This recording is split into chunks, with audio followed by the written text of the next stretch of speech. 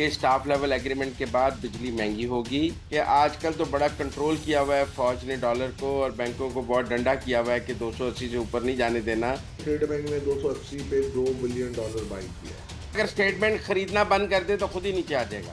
यार डार साहब ने और इनकी टीम ने मरवाया, तो महंगाई कम नहीं होगी। अस्सलाम वालेकुम। अंदर की बात मुजम्मिल सोरवर्दी के साथ मैं हूँ सोबिया अशरफ। पाकिस्तान के आईएमएफ के साथ मुज़ाकरात कामयाब हो गए हैं, मगर अब सवाल ये है कि ये मुज़ाकरात कितने कारआमद साबित होंगे पाकिस्तान की मैशियत के लिए। इसी हवाले से आज हम अंदर की बात जानेंगे मुजम्मिल साहब से। अस्सलाम वालेकुम मुजम्मिल साहब। वालेकुम, क्या हाल है भाई? ये जानने के लिए ना मैंने आज खसूसी तौर पे अशफाक तोला साहब को अपने साथ मदऊ किया है। ये स्पेशल असिस्टेंट वाह भी रहे जबरदस्त। हैं, गुज़श्ता 16 माह में माहिर मईशत हैं और पाकिस्तान की मईशत पर इनकी गहरी नज़र है। हुकूमत में भी रहे हैं, इन्होंने पाकिस्तान की मईशत चलाई भी है और बाहर से भी देखी है। तो आज ज़रा अशफाक तोला साहब के साथ गुफ्तगू करेंगे। तोला साहब, स्टाफ लेवल एग्रीमेंट हो गया। कहते हैं 10 दिन में इस हुकूमत ने आके स्टाफ लेवल एग्रीमेंट कर लिया। बड़ी कामयाबी है इस हुकूमत की। आप मानते हैं बड़ी कामयाबी है? देखिए, ये तो पिछले साल आपको पता है जो जुलाई में हमने लास्ट पीडीएम गवर्नमेंट ने जो आईएमएफ से एग्रीमेंट किया था, तो जिसका पहले आप इस। हिस्सा थे। जी जी, मैं भी था। और पहले हम्म। हम नहीं कर रहे थे, आपको ये भी पता है, आईएमएफ की टीम चली गई थी, स्टाफ लेवल एग्रीमेंट नहीं हुआ था। और फिर शहबाज शरीफ साहब प्राइम मिनिस्टर पाकिस्तान जब वहाँ गए और उन्होंने कन्विंस किया आईएमएफ की एमडी को, और उन्होंने अपनी टीम को कहा कि जी इनसे आप नेगोशिएशन करें। और 3 रातें जाग के अल्हम्दुलिल्लाह नेगोशिएशन जो किए हमने, करने के बाद उसी वक्त जो आदाब थे स्टैंड बाय अरेंजमेंट में कोई इतने खास नहीं थे, और वो आदाब पहले से ही हम मीट कर चुके थे। जो एक टची पॉइंट था ना मुदविल भाई, वो ये था कि सर्कुलर डेट को अपने लेवल पे रखना है। और उसमें यही था कि अगर circular debt 2310 billion, if I recall correctly, power sector का था, उसमें अगर कहीं पर भी ऊपर होगा तो आपको टैरिफ एडजस्ट करना पड़ेगा, यानी कि आपको अपवर्ड ट्रेंड लानी पड़ेगी। तो मेरा ख्याल है कि जो पहली जो रिव्यू हुआ था वो टैक्स टारगेट का था, और ये था एमनेस्टी आप नहीं देंगे। एक और जो कंडीशन उन्होंने की थी कि मार्केट बेस्ड एक्सचेंज रेट आप रखेंगे। तो ये 3-4 ऐसे अहदाफ थे जिसमें कोई मेरा ख्याल है मसले नहीं आते हैं। तो मेरा ख्याल है बाद में इंटरिम सेटअप ने एक रिव्यू कराया, वो भी माशाल्लाह ठीक चला गया, और आपको उस वक्त भी $1.1 बिलियन मिल गए थे। और ये फाइनल ट्रांच है जो कि अप्रैल में समहाउ मेरा ख्याल डिसबर्स होनी है इसको। तो उसका स्टाफ लेवल एग्रीमेंट था, और उसमें भी यही तय हुआ है 2-3 चीजों पे जो आपने देखा होगा कि टैक्स कलेक्शन में आपने देखा होगा कि थोड़े से इश्यूज आ रहे थे, दिसंबर तक हम काफी अच्छा जा रहे थे। दिसंबर के बाद हमें इश्यूज आए बिकॉज के आपको थोड़ी सी स्लो डाउन हुआ है। एक तो उन्होंने ये कहा कि उसके आप ऑल्टरनेट दें, तो वो फिर एक इन्होंने एक वाया मीडिया निकाला है कि रिटेलर्स पे हम टैक्स लगाएंगे, मगर वो स्कीम्स जो होंगी वो नाफिजुल अमल होगी अगले बजट से। दूसरा टैरिफ का उन्होंने कहा है कि जी बिकॉज सर्कुलर डेट मेरे हिसाब से कोई 100 बिलियन से ऊपर जा रहा है, तो उन्होंने कहा जी आप उसको एडजस्ट करें। वो भी मेरा ख्याल है बजट के टाइम पे या बजट के बाद ही होगा। कल बिजली महंगी होगी, आप ये कह रहे हैं कि स्टाफ लेवल एग्रीमेंट के बाद बिजली महंगी होगी और आम आदमी पर टैक्स लगेगा, क्योंकि रिटेलर का टैक्स कंज्यूमर का टैक्स है और वो आम आदमी पर लगेगा। तो इन महंगाई बढ़ेगी। ऑब्वियसली बढ़ेगी। देखें, आप आईएमएफ के एग्रीमेंट में जब भी जाएंगे, उन्होंने एक और बड़ी चीज कही है, कॉशन किया है कि इन्फ्लेशन आपका बढ़ेगा। तो इन्फ्लेशन बढ़ेगा तो जाहिर बात है महंगाई तो बढ़नी है। मगर मुजम्मिल भाई, बात यह है कि हम कब तक ये रोल ओवर की मईशत खेलेंगे, कब तक आईएमएफ की मईशत खेलेंगे, कब तक हम अपने पाँव पे खड़े नहीं होंगे, कब तक हम टैक्सेस नहीं देंगे, कब तक हम मकरूज होते रहेंगे, कब तक मिन्नतें तरले करते रहेंगे, मेरी समझ से बाहर है। मैंने जो एक समझ रहा हूँ कि एक रेसिपी, हमारी लोकल रेसिपी काम आएगी। ये कोई इम्पोर्टेड रेसिपी आपको कभी भी काम नहीं आएगी। वो तो मैं, लोकल रेसिपी क्या है जो आप 16 माह में नहीं लगा सके और अब आप उसको तजवीज कर रहे हैं? देखिए, मैं जिस रेसिपी की बात कर रहा हूँ, मेरे, देखिए, रेसिपी में 3 हिस्से हैं। मेरे पास जब मैं हुकूमत में था तो एक रेसिपी थी टैक्स रिफॉर्म्स की, और वो अल्लाह का शुक्र है आपने भी रिपोर्ट पढ़ी है, मीडिया में लीक हो गई, इसके बाद हमने भी सबको दे दी फिर। तो वो आरआरएमसी की रिपोर्ट है, आप पढ़ लें। उस रेसिपी को मैंने लिख के दिया है ताकि मुझ पे कहीं ये कोई बात ना आ जाए कि तोला साहब आपने क्या किया। तो वो रेसिपी लिखी हुई है, 25 खरब के नए डायरेक्ट टैक्स। में कहता हूँ इनडायरेक्ट टैक्स के किसी गरीब के हिस्से में ना आए कोई टैक्स, तो ये हमने मना, वो नहीं लिया गया है। ब्रॉडनिंग द टैक्स बेस पे हमने बात की है, हमने लॉ की सिंप्लीफिकेशन पे 25 खरब के जो नए टैक्स हैं ये किस किस सेक्टर पे हैं? सर उसमें सबसे पहले दुकानदारों पे थे 25 बिलियन, 250 बिलियन का, यानी कि 2.5 खरब का। हमने इसमें एक्सपोर्टर्स पे, जो कि इनकी एक्सपोर्ट की इनकम नहीं, जो उनकी दूसरी इनकम होती है जैसे एक्सचेंज इनकम वगैरह हो जाती है, इस पे थी तो 450 अरब उसकी थी। जो एग्रीकल्चरिस्ट जो आपको टैक्स नहीं देते, और जो दूसरे बड़े लोग जो कि अपनी जायदादें बना के बैठे हुए हैं और उसका कोई काम नहीं करते, उन पे हमने जो टैक्स एक सजेस्ट किया था, मिनिमम एसेट टैक्स, उस पे हमने इनको कहा है कि जी कम से कम हमें 2.5 खरब मिल सकता था। इसके अलावा हमने कहा जो कंपनी डिविडेंड नहीं देती हैं, पिछले 3 सालों में नहीं दिए डिविडेंड, उन पे आप टैक्स लगाएं, और उनसे टैक्स एडवांस में ले लें, जब वो डिविडेंड देंगी तो ले लीजिएगा। उसमें भी कुछ हमारे हिसाब से 400 साढ़े 400 अरब निकल सकता था। तो ये सीधा सीधा चीजें हैं, ऐसी 21 चीजें हमने बताई थी इनको, जिसपे काफी हद तक लेकिन टैक्स। उन पर अमल नहीं हुआ। जी पॉलिटिकल गवर्नमेंट आखिरी साल, आपको भी पता है मोहम्मद अमीन भाई, आप ज्यादा इस्लामाबाद में हैं, बैठते हैं। इसके बाद हम, मगर मुझे अफसोस ये हुआ कि जब केयर टेकर सेटअप आया तो काफी मैंने कोशिश की कि यार चलो, हमारी तो मजबूरियां होती हैं जब हुकूमत में होते हैं, तो आपकी तो कोई मजबूरी नहीं, आप और बोल्ड डिसीजन ले रहे हैं, तो एक और डिसीजन ले लें, इसकी आप इम्प्लीमेंटेशन करें। तो उसमें ये हुआ कि मेरे कन्विंस करने के बाद एक नई टीम बन गई, और उन्होंने मेरा ख्याल है वो कोई कमेटी कमेटी खेली फिर, तो फिर पता नहीं इसके बाद वो जो तो एक आ, लूला आ, बन। आ, आ, तो तोला साहब आपके मुताबिक जब तक पाकिस्तान के दुकानदार के ऊपर टैक्स नहीं लगेगा हमारी मैशत ठीक नहीं हो सकती। मुजम्मिल साहब, मैं आपको ये आज बड़ी अच्छी चीज सुना रहा हूँ, शायद आपको अपने कानों पे यकीन नहीं आएगा, मगर यकीन कीजिएगा ये मैं कह रहा हूँ। ये दुकानदारों से मैंने मीटिंग की थी, एफबीआर के 3 मेंबरों की मौजूदगी में, 3 4 मेंबर थे, हम्म सीनियर 22 ग्रेड के अफसर भी शामिल थे। उन्होंने मुझसे एग्री कर लिया था कि हम पे टैक्स लगा दो। और टैक्स भी कोई मामूली नहीं, तो मैंने कहा 250 अरब, यानी कि 2.5 कितने खरब। परसेंट? 16%, 17%? नहीं नहीं नहीं नहीं सर, उस पे ये टर्नओवर टैक्स जैसे हम दूसरी कंपनीज पे लगाते हैं, 1%। हमने इनको भी यही कहा था कि जहां से आप परचेज करोगे, हम वहां से आपका 1% टैक्स ले लेंगे। देखिए, ये जो दुकानदारों की स्कीम वगैरह, ये जो है ना, हमने 1992 से देखी है, और ये पहला भी 1992 में भी मैंने ही बनाई थी ये स्कीम, जब मैं नया नया चार्टर्ड अकाउंटेंट था। इसके बाद 2016 का जो टैक्स रिफॉर्म्स कमीशन 14 का जो बना था, उसमें भी ये जो चैप्टर 9 जो था मेरे, उसपे मेरी ऑथरशिप में लिखा गया था ये। अब भी ये नहीं होगा, बहुत मुश्किल होता है। इसलिए आपका बेहतरीन तरीका ये है कि आप रिवर्स चार्ज पे जहां से परचेज करें ना, वहां से आप 1% का काट लो। That is more than enough. 250 अरब आपको मिल जाएंगे, इससे ज्यादा आप इनसे नहीं निकाल सकते। मतलब आप ये कह रहे हैं कि पाकिस्तान का दुकानदार जो है वो अपनी एक्चुअल सेल पर या उस पर टैक्स देने के लिए तैयार नहीं है। आपको एट सोर्स काट लें तो काट लें, लेकिन बकायदा टैक्स टैक्स के निज़ाम में नहीं आना आएगा वो। नहीं, आ जाएगा, आ जाएगा। देखिए, आप जब 1% काटेंगे ना उसका, तो उसके नाम से जमा होगा ना। और ये भी सेल परचेज पे जब हुआ तो आगे वो सेल ही करेगा। तो एक हम्म परसेंट कट गया तो ऑब्वियसली जब इनके एनटीएन आएंगे, तो एफबीआर के सिस्टम में ही आएंगे। और उसमें ये भी एग्री किया था उन्होंने कि जी अगर 1 करोड़ से कम टर्नओवर होगा तो ये फुल एंड फाइनल होगा, 1 करोड़ से कम होगा तो ये मिनिमम होगा, हम रिटर्न भी भरेंगे। सर ये सारी चीजें मैं आपको बड़े वसूख के साथ कह सकता हूँ। और लेकिन जब अब मैं, तो गवर्नमेंट दूसरी तरफ जा रही है, इस स्कीम पे तो नहीं जा रही है। अल्लाह इनको कामयाब करे, मेरे हिसाब से कामयाबी के चांसेस कम हो। नहीं, हमेशा ताजरों ने हुकूमत को शिकस्त ही दी है, कभी हुकूमत ताजरों को शिकस्त नहीं दे सकी है। सर ये तो जल मुशर्रफ के दौर से आपने देखा होगा कि आपने आर्म फोर्सेस को भेजा, इनके रिटर्न्स लेने की कोशिश की, बट समझ लें कि कामयाबी कभी भी नहीं हुई और गवर्नमेंट की। और सर्कुलर डेट बढ़ रहा है, बिजली 5 रुपए महंगी की है। आपके ख्याल में इससे भी और महंगी करनी पड़ेगी? सर इसलिए करनी पड़ेगी कि देखें, आपकी जो लीकेज है, लाइन लॉसेज है, और जो लीकेजेस हो रही हैं, और जितने आप, मेरा ख्याल है अब जिस रेट पे पहुंच गए, मेरा ख्याल है इस नए पे से आगे हम नहीं पहुंच सकते। गरीबों का बेहाल हो जाएगा। मगर मैं फिर भी इनको दो काम करने पड़ेंगे कि एक तो जो प्रोटेक्टेड कस्टमर्स है, जो 200 और 300 यूनिट जो इस्तेमाल करते हैं, उनको काफी रिलैक्सेशन देना पड़ेगा। और दूसरा, मैं ये समझता हूँ कि आपका एहसास प्रोग्राम जो है, आप में जो भी आप इजाफा करें उन लोगों पे जो अंडर प्रिविलेज हैं, उसकी डायरेक्ट पेमेंट एहसास प्रोग्राम से गवर्नमेंट को करनी चाहिए, गरीबों पे बोझ नहीं डालना चाहिए।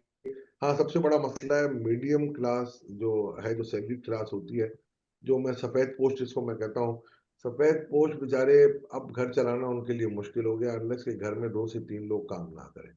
तो मैं ये सजेस्ट करूंगा गवर्नमेंट को कि एक आपको नो प्रॉब्लम जो भी हो, आपको इंडस्ट्रियलिस्टों को, बिजनेसमैनों को समझाना पड़ेगा इनकी मिनिमम वेज, कम से कम वेज इनकी जो उजरत हो वो 50,000 रुपये महीने होनी चाहिए, ताकि कहीं जाके कोई रिलीफ इनको मिल सके। आपका ये मौकफ है कि उजरत बढ़ा लें लेकिन महंगाई कम नहीं हो सकती? देखिए, मैं महंगाई कम क्यों नहीं हो सकती मैं आपको बताता हूँ।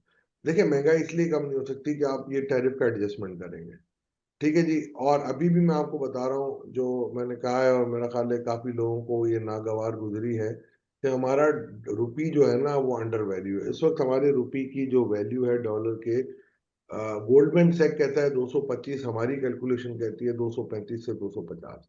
यानी 250 में इसलिए कहता हूँ कि क्योंकि करंट अकाउंट डेफिसिट के कुछ फिगर्स ऊपर नीचे हो रहे हैं, तो हमारी जो प्रोजेक्शन टीम है, हमारी जो इकोनॉमिक मॉडल है, वो तो वैसे 235 ही कह रहे हैं। मगर मैं इसलिए कहता हूँ कि चले भी ऑन द सेफ साइड आप रखें। 30 रुपए महंगा आप डॉलर खरीद रहे हैं मुजम्मिल भाई, आप मार्केट से स्टेट बैंक बाई कर रही है। 30 रुपए का मतलब 5% इन्फ्लेशन है। तो जब तक आप देखें, स्टेट IMF हमेशा कहता है कि मार्केट बेस्ड एक्सचेंज रेट।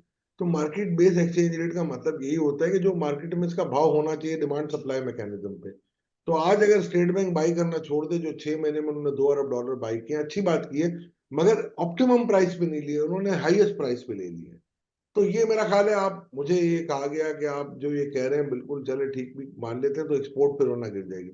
मैंने एक तरफ तो आप कहते हैं कि एक्सपोर्ट गिर जाएगी, दूसरी तरफ एक्सपोर्टर की बिजली बढ़ा देते हैं, तो ये फिर तदाद आप कर रहे हैं। तो मैंने इनको समझाया है, बट अब अल्लाह करे जी मेरी बात समझ आ जाए। 30 रुपए का मतलब है 2 अरब डॉलर हमने खरीदे, तो 60 अरब रुपए हमने ज्यादा दिए हैं सिस्टम को या एक्सपोर्टर को। ये भी, ये गरीब टैक्स पेयर का पैसा है, तो आप उनको तो कुछ रिलीफ दे नहीं सकते। उन पे आप बिलों की मतलब अगर थोपे जा। डॉलर 250 पे आ जाएगा तो पेट्रोल सस्ता हो जाएगा, बिजली सस्ती हो। 5% आपकी अफराद दर में कमी आ सकती है। पांच अगर फीसद का, डॉलर 250 पे आ जाए। अगर आप 5% अगर आप कर देते हैं मुजम्मिल भाई, तो ये 22% जो पॉलिसी रेट है वो 17 पे आ सकता है। और 17 पे अगर आता है, तो एनुअलाइज यानी सालाना जो शरह जो आपकी सूद की मद में आप पे करते हैं डेट सर्विसिंग को, वो 2.3 ट्रिलियन रुपीज से कम हो सकती है। नहीं, पर देखे ना, इधर हमें तो ये समझाया जाता है कि आजकल तो बड़ा कंट्रोल किया हुआ है फौज ने डॉलर को, और बैंकों को बहुत डंडा किया हुआ है कि 280 से ऊपर नहीं जाने देना, और आपने 280 से ऊपर एलसी नहीं खोलनी, खुला छोड़ दें तो 350 पे पहुंच जाएगा। सर, ये जो कहते हैं ना, वो मैं ये समझता हूँ कि मेरा ख्याल है उनके पास कोई कैलकुलेशन नहीं है। मैं जो बात कर रहा हूँ आपको बड़े ऑथेंटिक वे में कर रहा हूँ, और मेरे पास पूरी कैलकुलेशन मौजूद है इसकी। मैं आप और मेरी इस बात की, अगर आप काशी जो मैं देख कर सकता हूँ, या इसकी इसकी जो इसकी जो एंडोर्समेंट है ना, वो ऐसे है कि स्टेट बैंक ने 280 पे $2 बिलियन बाई किया है, और ये 6 महीने में। और दूसरी ये तशरीह है मेरी कि गोल्डमैन सैक जैसा इदारा, चलो हम तो तिफले मकतब ही होंगे, तो गोल्डमैन सैक तो आपको नहीं कहेगा। इसकी एक और मैं आपको वजह बता देता हूँ कि 18 मई, मेरा ख्याल है, मुझे जहां तक करेक्टली याद आ रहा है, ब्लूमबर्ग ने अपना एक आर्टिकल छापा था, इसके 2 इकोनॉमिस्ट हैं, उन्होंने कहा था कि जी के डॉलर की वैल्यू 245 रुपए है। जब इसहाक डार साहब होते थे, और इसहाक डार साहब ने इसके हवाले भी दिए, उस वक्त हमारा डॉलर 278 रुपए का ट्रेड हो रहा था। तो उस वक्त भी ये फर्क था, और आज भी ये फर्क है। मैं आपको आज भी कह रहा हूँ, और ये मैं कैलकुलेशन के बेसिस पे बड़े ऑथेंटिक वे में आपको ये बात कर। तो क्या करें कि ये वापस 250 पे आ जाए? गवर्नमेंट क्या करे? सर, गवर्नमेंट को देखें, आप मार्केट में जब बाहर जाते हैं ना, जब मैं बाहर जाऊंगा, और सेलर को पता है कि जी बाहर ने उठा लेना है आपका डॉलर, मतलब है अगर स्टेटमेंट खरीदना बंद कर दे तो खुद ही नीचे आ जाएगा? आराम से आ जाएगा सर। आप देखें, एक्सचेंज कंट्रोल अपने रखें, बॉर्डर कंट्रोल आप रखें, जो एक्सपोर्टर्स की एलसी मिच्योर हो रही है उनको बोलेंगे आप अपनी एलसी बिल्कुल टाइम पे मिच्योर कराओ, जो और रेमिटेंसेज आ रहे हैं उसको लेने दें। हाँ, ग्रे मार्केट पे आप हवाला हुंडी पे कंट्रोल रखें, वरना ये एक उसमें वार्निंग हो सकती है कि जो जो अपने रेमिटेंसेस घर पे भेजते हैं जो लोग, वो शायद फिर हवाला हुंडी का रास्ता अख्तियार करें। वहां पर आपको सख्ती रखनी है। अगर आप सख्ती रखेंगे ऑटोमेटिकली डॉलर कम आएगा। मैं आपको इसकी मिसाल दे देता हूँ। 111 रुपए का डॉलर था जब 2012 में जब हुकूमत चेंज हुई थी, और वो कंट्रोल में नहीं आ रहा था। फिर बाद में जब कंट्रोल किया गया तो यही डॉलर हमें 92 रुपीज तक आने को तैयार था, और 104 रुपए पे फिर फ्रीज किया गया था उसको। 5 साल तक हमने चलाया, क्योंकि उस वक्त जब डिमांड सप्लाई नहीं होती, और जब पता है एक्सपोर्टर को या भेजने वाले को कि हाँ यार इससे ऊपर नहीं जाएगा, तो वो भी लाने के लिए और बेचने के लिए तैयार हो जाते हैं। तो ये गवर्नमेंट का काम नहीं है, इस तरीके से इन्होंने उठाए है। और अब भी आप क्या कर्ज ले रहे हैं ना, तो हमें क्या खुश होना चाहिए यार मुजम्मिल साहब के जी हम कर्ज लेके अल्हम्दुलिल्लाह। यानी कल वही बात होगी कि मैं लीज पे गाड़ी ले लूं V8, और मैं बड़ा फख्र महसूस करूं कि हाँ यार देखो मैंने 4 करोड़ की गाड़ी ले ली। तो भाई अपनी तो नहीं है ना। अच्छा, नहीं, अब एक तो ये स्टाफ लेवल एग्रीमेंट हो गया, हमने इसकी एक कॉस्ट पे कर दी जो भी अब इन्फ्लेशन की सूरत में और उस सूरत में। लेकिन यहाँ हमारा मामला हल तो नहीं हुआ, हमें तो नया और कर्ज चाहिए, और कर्ज चाहिए। हम तो अब एक नए बड़े मुआहदे की तरफ जाने की कोशिश कर रहे हैं कि को 5 बिलियन का कि 8 बिलियन का हम करना चाहते हैं। देखिए मसला पता है, मैं आपको बताऊं, इस वक्त आपका करंट वो जो देखिए दो डेफिसिट होते हैं, ट्विन डेफिसिट हम कहते हैं ना, करंट अकाउंट डेफिसिट और fiscal deficit. Current account deficit की वजह से सारी बीमारियां आपकी जड़ पकड़ रही हैं। करंट अकाउंट डेफिसिट आपकी एक जमाने में जब खान साहब की हुकूमत के आखिरी अदवार थे, तो करंट अकाउंट डेफिसिट हमने प्रोजेक्ट किया था 8 अरब पे।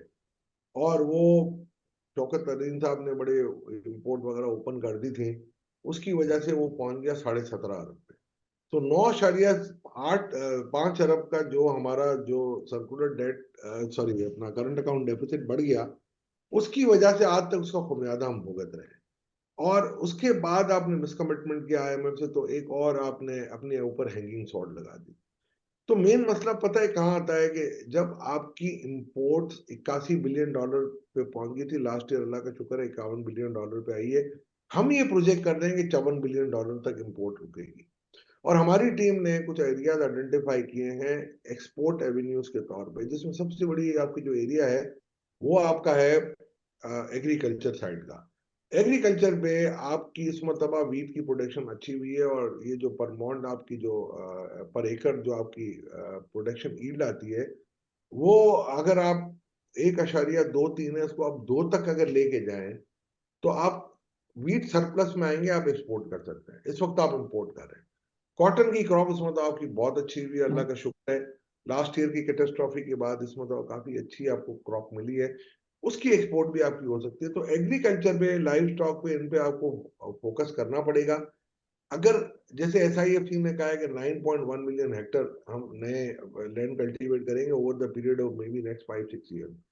अगर उसमें से थोड़ा थोड़ा करके भी ऐड होता है, अगर 1-1 मिलियन 2-2 मिलियन एकड़ जाता है हेक्टर, अगर साल साल में बढ़ता रहता है और उस पर प्रोडक्शन आ जाती है, तो मैं समझता हूँ कि हमारा करंट अकाउंट डेफिसिट का मतलब, अगर करंट अकाउंट डेफिसिट नहीं है और अगर आपको IMF के पास नहीं जाना या इतनी बड़ी रिक्वायरमेंट आपकी ना हो, तो मैं समझता हूँ बाकी फिजिकल डेफिसिट 1 परसेंटेज पॉइंट जो इंटरेस्ट का है आपको, मुजम्मिल साहब, 466 बिलियन रुपीज का आप सूद अदा करते हैं 1% बढ़ने थे। तो आप अगर 5% कम करते हैं तो उससे 2.4 खरब, सॉरी 2.4 ट्रिलियन यानी कि 24 खरब रुपए कम कर सकते हैं। दूसरी तरफ टैक्स रिफॉर्म्स की रिपोर्ट, जैसे मैंने आपको कहा, तैयार पड़ी हुई है, उसमें 25 खरब के नए टैक्सेस है। तो आप उसको इम्प्लीमेंट करें। One in the hand is better than two in the bush. आपके पास एक चीज तैयार अच्छा, पड़ी नहीं, हुई है, आप अ- अब एक और बात जो मगरिब हमें बताता है, जो IMF कहता है, अब भी उन्होंने कहा है कि ये पैसा चाइनीज लोन देने के लिए, रीपे के लिए इस्तेमाल नहीं होगा। वो कहते हैं जी पाकिस्तान के ऊपर को सबसे बड़ा कर्जा तो चीन का है, कोई अमेरिका का कर्जा तो नहीं है, यूरोप का कर्जा तो नहीं है जिससे हमने डिफॉल्ट करना है। चीन का कर्जा है, और मगरिब से पैसे लेकर आप चीन का कर्जा तो ना अदा करें। तो अब चाइना इस कर्जे को रोल ओवर तो करता है लेकिन रीस्केड्यूल नहीं करता। उसके लिए हमें कोई ग्रेस पीरियड देने को तैयार नहीं, 5-10 साल के लिए। तो हमारी गर्दन तो चीन के कब्जे में है, वो कहते हैं हमारे कब्जे में तो नहीं है। देखिए, चीन से आपने सीपैक आपने लगाया, और चीन का जो सीपैक का है वो मोस्टली पे बैक वाले ही प्रोजेक्ट है।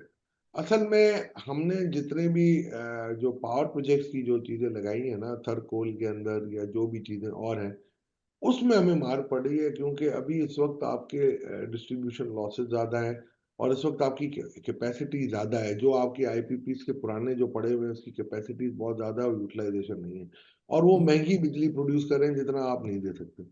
आप अगर सही मायनों में इसको देखेंगे, बिकॉज के वो एग्रीमेंट जो है वो डॉलर बेस्ड है, आपको यहाँ से रिकवरी हो रही है रुपीज में, जो भी हो रही है, तो रुपीस की रिकवरी और डॉलर की रीपेमेंट आपकी जान ले लेती है, ये तो पक्की बात है। और उनकी बात भी सही है कि भाई अगर आप हमसे लेते रहोगे और चीन को देते रहोगे, ये तो रिकरिंग है ना। एक तो देखें, जो प्रोजेक्ट लगाने की कॉस्ट थी वो अलग है, अब एक जो वो बिजली प्रोड्यूस करता है या उसके जो डिविडेंड्स आते हैं, इसकी जो इन्वेस्टमेंट पे, वही इसकी रीपेमेंट की बात हो रही है। जैसे 493 बिलियन रुपीस का एक चाइनीज की पेमेंट बाकी है हमारे ऊपर, तो वो इसको रेफर कर रहे थे कि भाई आप बताओ कि ये तो नहीं हमसे लेके इनको दे दोगे। तो ये प्रॉब्लम्स तो हैं, मगर इसके लिए जैसे औरंगजेब साहब ने कहा है, हमारे फाइनेंस मिनिस्टर ने, कि मैं कमर्शियल लोन्स को करूंगा, वो मेरा ख्याल है शायद आजकल के हालात में बहुत मुश्किल हो जाएगी, क्योंकि आपकी जो कमर्शियल इस वक्त रिस्क है पाकिस्तान का, प्रीमियम रिस्क प्रीमियम बहुत हाई है, और इंटरनेशनल मार्केट में भी रेट कोई नीचे नहीं है। आपको भी पता है अमेरिकन मार्केट में भी उनकी सेंट्रल बैंक भी बढ़ा रही है, यूके में भी, या हर जगह यूरोपियन यूनियन में भी हर जगह बढ़ी हुई है रेट। तो उस हालत में आपको 14-15% का जो बॉन्ड मार्केट का या सुकूक का या चाइनीज कमर्शियल बॉन्ड मार्केट का लोन आप मुश्किल हो जाएगा आपके लिए। तो अल्लाह करे, भाई है हमारे औरंगजेब, और वो भी बड़े पाकिस्तान के लिए बड़े पैशनेट हैं, तो अल्लाह करे उनको और वो हमने इंपोर्ट ही किया उन्हें, अभी अभी आईडी कार्ड जारी किया उन्हें, इंपोर्ट ही किया है। कितनी ठीक है। पता होगा उन्हें पाकिस्तान का। मैं आपको कुछ एक लोग कह रहे हैं उन्होंने उन्होंने अभी अपने पेरेंट बैंक से रिजाइन भी नहीं किया है। नए नए रिजाइन कर दिया है, बाकायदा अनाउंसमेंट हुई है कि सक्सेसर भी आ गए। औरंगजेब साहब 4-5 साल से पाकिस्तान में ही है, जो मेरी नॉलेज में है। और ठीक है, वो उनकी डच नेशनैलिटी थी, और उन्होंने वहाँ काम भी किया, बड़े सीनियर ओहदों पे भी रहे। तो मैं ये समझता हूँ अगर आए हैं पाकिस्तान तो हमें इनको वेलकम करना चाहिए। और ये एक बात मैं बता देता हूँ, knowing Aurangzeb, very good brainy person, और काम जानते हैं अपना। अल्लाह करे अल्लाह उनको कामयाबी दे, मैं तो यही दुआ करूँ। अच्छा, मैं आपसे एक और बात पूछना चाहूंगा। तो साहब, आप हुकूमत में भी बहुत इन रहे हैं और सिस्टम को समझते हैं, एस्टेब्लिशमेंट को समझते हैं, इकोनॉमी को समझते हैं। डार साहब क्यों काबिल कबूल नहीं थे? सर, ये आपने ना बड़ा गूगली मार दी है मुझ पे। मैं क्यों? ये मैं गूगली है ये। देखिए, मैं आपको एक क्या? बात बताता हूँ, नहीं, मैं सच पूछा मैंने आपसे। या मैं ये सवाल आम आदमी जानना चाहता है। नहीं, मैं आपको आज को आप खुल के बात करता हूँ, आपको मुझे मेरी आज तबीयत का भी अंदाजा है। देखिए, मैं ठहरा या डार साहब ठहरे, या जो लोग इस सिस्टम को समझते हैं, आज आप मुझे एक बात बताओ, कल डार साहब या उनकी टीम ने एक नेगोशिएशन खेले आईएमएफ के साथ और ब्रेक डाउन हो गया, आपको भी पता है, ये नहीं, ये तो कोई ओपन सीक्रेट है ना। तो हम्म। हमने ऑल्टरनेट प्लान तैयार कर लिए थे कि नहीं यार, अब हम दूसरी तरफ जाएंगे, ऐसी की तरह। प्लान बी बड़ा मशहूर हो गया, और लोग ये कहते थे कि यार, शायद मैं शायद चले थोड़ा सा एग्जेजरेट कर देता हूँ कि यार डार साहब ने और इनकी टीम ने मरवा दी, चले जी, ये भी सरे तस्लीम हम। फिर जब ये केयर टेकर सेटअप है, और नहीं, पीएम साहब ने कहा कि नहीं जी हमें ये करना है, तो 3 रातें जाके हमने सबने कर भी दिया, अल्लाह ताला ने करम भी किया। चलो, ये मैं नहीं समझता हूँ कि ये कोई करम है कि आप कर ले रहे हैं, मगर चलो जो भी था हमने ले लिया कर्ज। और फिर जैसे ही कोई प्राइस बढ़ी, तो लोगों की चीखें निकली कि आपने पाकिस्तान को आईएमएफ के सामने गिरवी रख दिया है। तो वो एक, हम बचपन में ना मुजम्मिल भाई एक सबक पढ़ा करते थे उर्दू की किताब में, कि इंसान किसी हाल में खुश नहीं रहता। तो डार साहब की टीम ने, ये मैं आपको हल्फन कह सकता हूँ, हमने सिर्फ ट्रू पाकिस्तानी के तौर पे अगर आईएमएफ से कोई भी बात की थी, हम ये समझते हैं कि पाकिस्तान, हम ये नहीं कहते कि आईएमएफ कोई खराब है। आईएमएफ ठीक है, वर्ल्ड ग्लोबल लेंडर है, वो दे रहा है, मगर हमारी मईशत और हमारी जो आवाम है इस बात की मुतहम्मिल नहीं हो सकती जो उनकी कंडीशनें होती हैं। आप आज देखें आपकी मईशत थोड़ा सा स्ट्रेस में क्यों आ गई है कि आपका इंटरेस्ट रेट इतना हाई है। आज आप देखें आपकी एम्प्लॉयमेंट गिर रही है। तो ये अगर आईएमएफ की रेसिपी में हम रहे और अगर इन्फ्लेशन इतना ही हाई रहा और इंटरेस्ट रेट इतना ही हाई रहा तो फिर आप भूल जाइए गवर्नमेंट का कार्य सरकार चलानी आपको मुश्किल हो सकती है। दूसरी तरफ अब आप देखें, अब आप दोबारा आज आप मैं बैठे में यही डिस्कस कर रहे हैं कि यार ये इस प्रोग्राम के बाद तो बड़ी महंगाई आएगी और अगले प्रोग्राम के बाद और महंगाई आएगी। तो अब मुझे एक बात बताएं कि जब डार साहब और उसकी टीम ये कोशिश करती है कि कोई ऑल्टरनेट रास्ता निकाल के हम इससे जान छुड़ा लें, तो लोगों को ये लगता है कि डारोनॉमिक्स होती है। वो भाई डारोनॉमिक्स नहीं है, वो पाकोनॉमिक्स है। वो पाकिस्तान की मईशत को हम देख के करते हैं।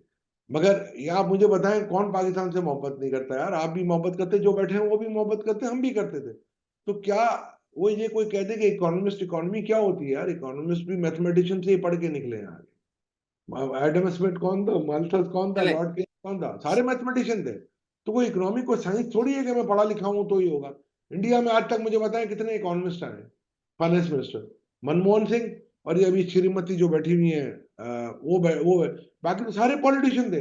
जवाहरलाल नेहरू से लेके हर वो प्राइम मिनिस्टर जो कि इंडिया का रहा, और आखिरी जो सक्सेसफुल रहा वो अनजानी अरुण जेटली रहा जो एडवोकेट सुप्रीम कोर्ट था। तो सर ये हमारी एक जो हमारे यहाँ जो एक कल्चर आ गया ना कि जी नहीं इकोनॉमिस्ट चाहिए, ऐसी कोई बात नहीं होती है। हमारे बैंकरों ने भी चलाया है, चले, शौकत अब तो तरीन। हम शौकत अजीज के बाद एक और बैंकर ले आए हैं। अब आप बात समझे ना, शौकत औरंगजेब तरीन साहब भी को। थे ना, शौकत तरीन भी तो बैंकर थे मतलब। चलो, वो लोकल बैंकर थे ना, अब हम इम्पोर्टेड बैंकर्स की बात कर रहे हैं। नहीं नहीं शौकत लेकिन अजीज के बाद हम औरंगजेब साहब को ले आए मेरी मेरी हैं। मेरी दुआएं और उसकी टीम के साथ हैं और रहेंगी इंशाल्लाह। हमारे भाई हैं। अल्लाह चले, पाकिस्तान। आपको अगर मैं अब लास्ट 2 मिनट्स में तोला साहब से पूछूं, क्योंकि आम आदमी जानना चाहता है, आम आदमी अगले 2 से 3 साल में महंगाई को कम होता देखता है या नहीं? मेरी आजिज राय में है नहीं। नहीं। देखिए ये मैं कह सकता हूँ, आप ये कहोगे कि अगले साल फर्ज करें अभी ये 30% महंगाई है आपको नजर आ रही है और सारी चीजें एडजस्ट हो जाएंगी, फर्ज करें और ये हो जाती, अल्लाह ना करे, 40% हो जाती है। तो हम्म। ये 40% जो ऊपर ऊपर का हिस्सा होगा ना मैथमेटिकल इक्वेशन का, वो नीचे चला जाएगा। तो फिर अगले साल हम्म। सारी एडजस्टमेंट आप कर लेंगे ना तो आपकी महंगाई कम हो जाएगी। तो लोगों को लगेगा यार महंगाई कम नहीं होगी। आज की तारीख से जो अगले साल तारीख होगी, अगर फर्ज करो मैं कहता हूँ 10%, आज किसी चीज की कीमत 100 रुपए है और अगर मैं कहता हूँ ना महंगाई की शरह 10% है, तो वो 110 हो जाएगी, वो कोई 90 रुपए नहीं हो जाएगी। तो महंगाई तो बढ़नी है, मगर किस रफ्तार से बढ़नी है ये देखना पड़ेगा मेरे हिसाब से। अगर आप सारे एडजस्टमेंट लेके आए और अल्लाह करे कोई कमोडिटी मार्केट में कोई भौचाल ना आ जाए, तो मेरा ख्याल है महंगाई निस्बतन कम हो सकती है। बट इन रियल टर्म अगर आप ये कहें कि जी 100 रुपए की चीज 90 रुपए की हो जाएगी, तो ये डिफ्लेशन नहीं होगा, इन्फ्लेशन ही रहेगा। और अल्लाह करे कि ऐसी कोई पॉलिसी आए और हमारी एक्सपोर्ट्स बढ़े कि हमारी अपने पाँव पे खड़े हो जाएं और काम करें। और ये इंडिपेंडेंस ऑफ स्टेट बैंक जो हमने दी है अल्हम्दुलिल्लाह, इसके ये समरात मैंने आपको अभी बता दिए। 60 अरब हमने ज्यादा दिए, 2300 अरब की हम इंटरेस्ट पेमेंट ज्यादा सालाना पे करेंगे। हमारी ग्रोथ जो है वो 1.5 से 2% से हमने क्लिप कर ली है। ये समरात मिल रहे हैं हमें। और ये जब लोग जब नारे लगाते हैं ना, देखिए हमें कभी भी इम्पल्सिव होकर नारा नहीं लगाना चाहिए। किसी की जात को, अगर कोई किसी की जात से पाकिस्तान को नुकसान हो रहा हो और आपको पता है इसने नुकसान पहुंचा है, तो उसको नहीं छोड़ना चाहिए। मगर जातियात पे उतर के अगर आप किसी पे बात करते हैं तो मेरा ख्याल है उनका भी दिल दुखता है जो पाकिस्तान के लिए काम करेंगे। और अल्लाह करे आज भी किसी के बारे में ऐसी बात ना हो, क्योंकि ये भी जो भी आए हुए हैं पाकिस्तान के लिए सोच के काम करेंगे। तो मेरी ये दुआ है बहुत अल्लाह इनको करे। बहुत शुक्रिया इशफाक तौला साहब हमारे साथ बात करने का। नाज़रीन, आपने इशफाक तौला साहब की गुफ्तगू सुनी। उनकी राय में फ़िलहाल महंगाई कम होने के कोई इम्कानात नहीं हैं और महंगाई कम करने के लिए आईएमएफ से जान छुड़ानी होगी। उनकी राय में आईएमएफ से जान छुड़ाने का जो डार फार्मूला है, उसकी तरफ वापस आएँगे तो महंगाई कम होगी। आज तक के लिए इतना ही। मुज़म्मिल सरवरदी को इजाज़त दीजिए। अल्लाह हाफ़िज़।